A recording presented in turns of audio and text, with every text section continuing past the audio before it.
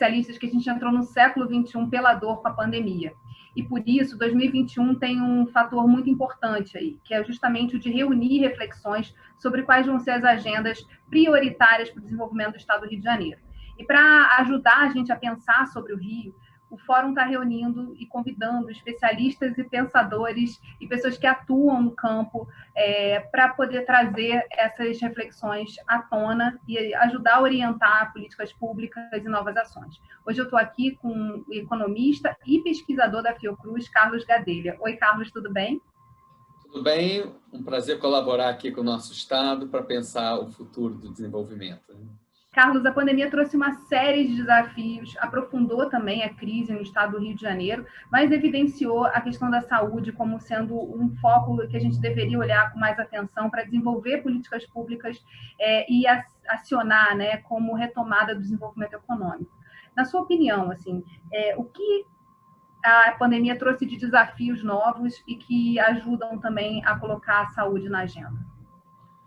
Olha, a pandemia, na verdade, ela reafirma e confirma uma perspectiva que a gente vem trabalhando na Fundação Oswaldo Cruz há cerca de 20 anos, de que a gente não pode pensar, isso vale para o nosso Estado, que a gente não pode pensar o desenvolvimento econômico e o desenvolvimento social de modo separado. Há uma interface. Hoje, quando a gente pensa desenvolvimento, eu tenho que ter capacidade de biotecnologia, eu tenho que ter capacidade de vacinas. Eu vou brincar aqui, você pode não saber, mas o Rio de Janeiro vai ter, com um projeto de produção em Santa Cruz, o maior complexo industrial de produção de biotecnologia em saúde da América Latina. Isso é futuro. Isso, ao mesmo tempo, é social, é para garantir vacina, medicamento, testes para diagnósticos, produtos biotecnológicos que a população precisa, e, ao mesmo tempo, uma forte oportunidade econômica que gera emprego, renda, e coloca o Brasil na sociedade do conhecimento, e coloca o Rio de Janeiro na sociedade do conhecimento, no contexto da quarta revolução tecnológica. Então, eu acho que a pandemia ela mostra de modo muito claro e evidente que nós não podemos separar ter política social compensatória e política de desenvolvimento econômico e tecnológico para uma estrutura produtiva atrasada. A gente tem que avançar nos dois braços juntos, são irmãos siameses. E aí eu acho que a agenda, eu proponho aqui um exercício, né, para a LES, para os deputados, para o pessoal, e aliás me coloco à disposição para essa interação, da gente inverter a forma de pensar. A gente começar a pensar os problemas do nosso Estado, os problemas da nossa sociedade, e aí a gente pensar qual é a política tecnológica de inovação, de produção que a gente tem que fazer. É um pouco partir da necessidade para a oferta, e não da oferta para a necessidade. E aí eu acho que o Rio de Janeiro, eu vou dizer assim, eu tenho uma visão que a gente não pode perder o ânimo, perder a alegria. Assim, o Rio de Janeiro ele tem um potencial de contribuir para a demanda social único. A gente congrega no nosso Estado a Fundação Oswaldo Cruz, a UFRJ, a UERJ, a Unirio, a UF.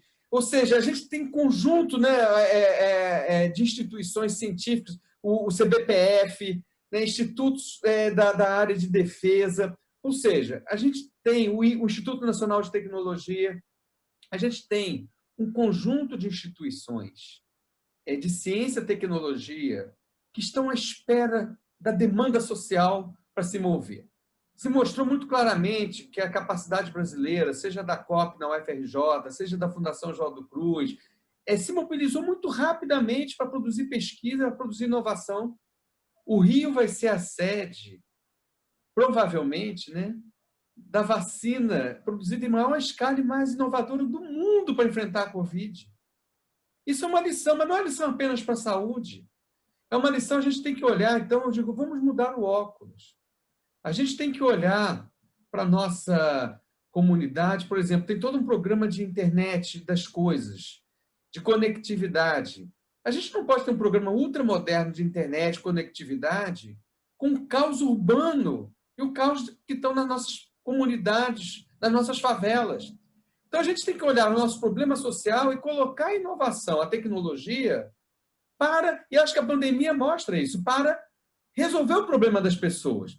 Você não pode esperar que a sociedade queira apoiar a indústria, tecnologia e inovação, se não resolver o problema dela. Pergunta se alguém não apoia a vacina. A gente fez uma pesquisa recentemente, a instituição mais amada do Brasil. Sabe qual foi o número 1? Fundação Oswaldo Cruz. 60% ganhou de lavada da segunda. Por que ela é amada? Porque ela conversa com a necessidade da sociedade. Então, acho que o gestor que pode estar em nível municipal, em nível local, em nível estadual e nessa articulação federal, isso é um privilégio do Rio. Acabar com esse negócio que a nossa inserção para pensar Brasil é ruim, isso é muito bom. A gente tem uma articulação privilegiada de ter uma visão nacional, estadual e local. Então, na verdade, a gente colocar quais são os problemas da minha cidade, quais são os problemas do meu estado e qual é a política tecnológica de inovação de produção. A gente não pode retroceder. Eu, recentemente, estou vendo velhas teses de que o nosso potencial se restringe a ser um balneário, a ser turismo. A gente sabe que isso não é o futuro. Isso é uma dimensão, viver bem, ter uma qualidade de vida, aproveitar a nossa beleza exuberante da nossa natureza, inclusive no modelo de sustentabilidade ambiental. Mas a reconversão produtiva tem que ser grande no Rio de Janeiro. Eu digo, prefeito, não se conforme com a estrutura produtiva que você tem hoje no seu município. Governador, não se conforme com essa estrutura produtiva, vai levar ao atraso, vai reproduzir o atraso. A gente está ficando apegado ao velho e deixando de investir no novo. O novo o que é? Big Data, inteligência artificial, internet das coisas, biotecnologia, mas no abstrato, não.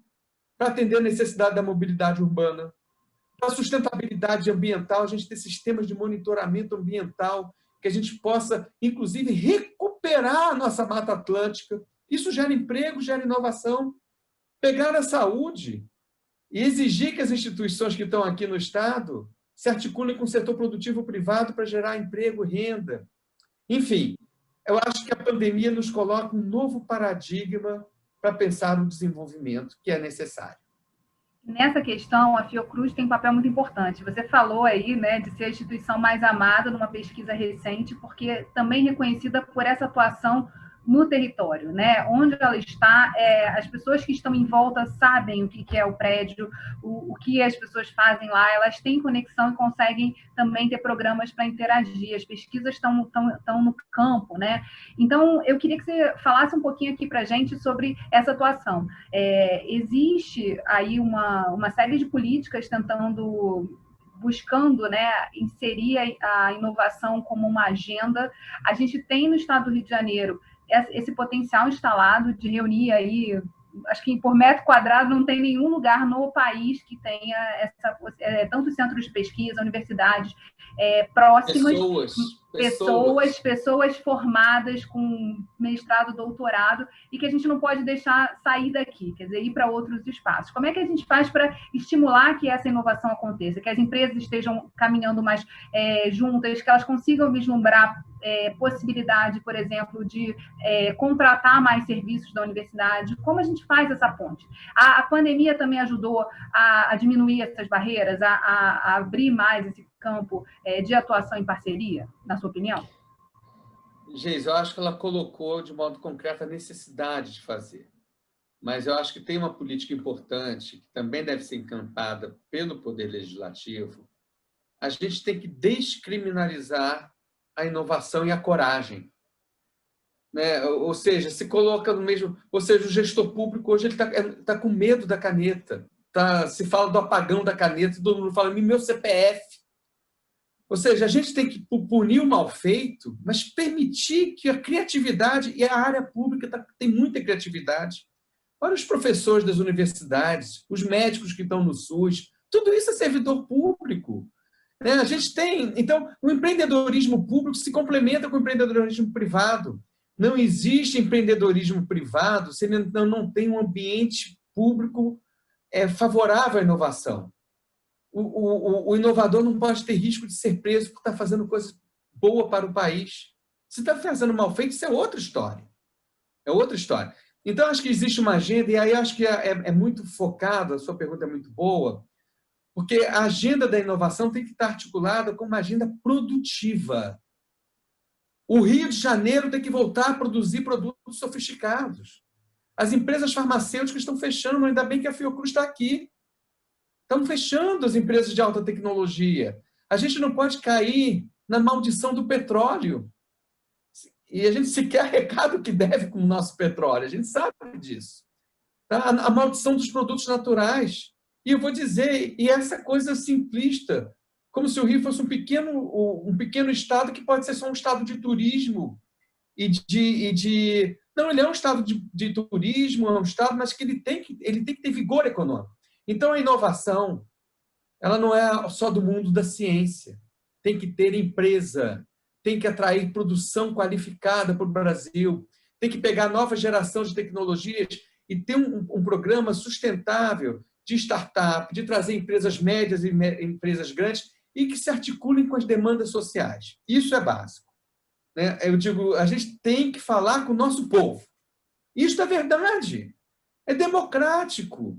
Não é por isso que a Fiocruz é amada, porque ela conversa com a população e ela gera emprego, gera renda. As empresas que têm parceria com a Fiocruz têm lucratividade boa.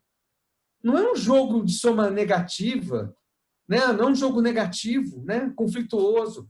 Então, acho que a gente criar círculos virtuosos que articulam indústria, serviços qualificados, né? Não é só aquele serviço tradicional, os serviços do software, os serviços da nova revolução tecnológica, da inteligência artificial e demanda da sociedade.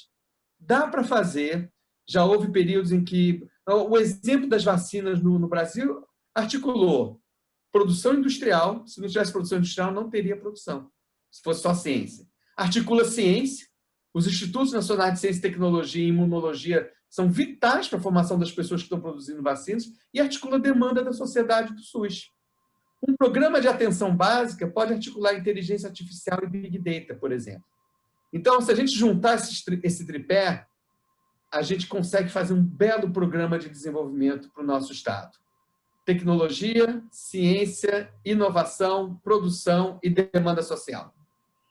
Só para fechar, assim, mas eu acho que é um ponto importantíssimo disso, né? Para que a gente possa fazer esse prédio crescer, é necessário trabalhar muito bem a base. A saúde é um ponto importantíssimo, né? Para que a gente possa garantir que a população mais jovem esteja atendida e possa chegar a atingir os níveis de longevidade que a gente já vê acontecer, mas também tem a questão da educação. Como os aprendizados gerados e os desafios, né, da falta de acesso à educação nesse período de pandemia podem ser vencidos a partir também desse potencial inovador que o Estado do Rio de Janeiro tem nas suas universidades e no conhecimento que ele tem espalhado pelo seu território. Olha, a educação é chave. Como eu te falei, por trás disso tudo que eu estou falando estão as pessoas. Elas têm que ter qualidade de vida, têm que ter educação. E eu acho que a gente tem que usar as plataformas virtuais não como superação do contato, que sempre será necessário. Vamos voltar a ter esse contato, é fundamental na formação da pessoa. A gente não pode criar uma sociedade partida, fragmentada, onde as pessoas veem o outro e se assustam. O jovem tem que gostar do convívio. E aí o nosso Estado permite isso. Ele é um Estado bom de viver, né? Então, acho que a gente usar essas plataformas tecnológicas para viabilizar a educação, para fazer um amplo programa de acesso digital das nossas crianças, dos nossos jovens. Senão a gente cria uma iniquidade na educação imensa. Então a gente tem que dar um choque. Olha, de novo, eu dou um choque digital, eu estimulo produção, estimulo a indústria, a universidade fica presente. E aí tem uma coisa, Geisa, só para que eu não queria deixar, o amor à ciência. Difundir para os jovens o amor à ciência. Eu queria oferecer a Fiocruz, em nome da presidente Nízia Trindade Lima, visitem a Fiocruz. A gente quer descer da torre e mostrar para essa juventude, a gente já tem uma atividade linda de Museu da Vida, de mostrar o valor do conhecimento e da ciência para os nossos jovens. Os nossos jovens ficarem aqui, se tornarem cientistas e terem empregos qualificados num setor produtivo mais qualificado para o nosso Estado. Então, educação, amor à ciência e compromisso com a sociedade e com a produção local é fundamental para o nosso desenvolvimento. Eu acredito. Obrigada, Carlos, por ter aceitado o convite de estar aqui conosco, ofertando, né, essa reflexão que tem que ser conjunta para que a gente possa construir novos amanhãs. É um prazer estar contigo nessa jornada e a gente com certeza vai se encontrar muito mais vezes aqui na Alerj. Eu tenho contribuído muito com a Alerj, vocês moram no coração da Fiocruz e a gente está à disposição para essa reconversão do nosso Estado e do nosso país no rumo do futuro que articule o desenvolvimento econômico, o desenvolvimento social e a ciência, a tecnologia e a inovação. Muito obrigado.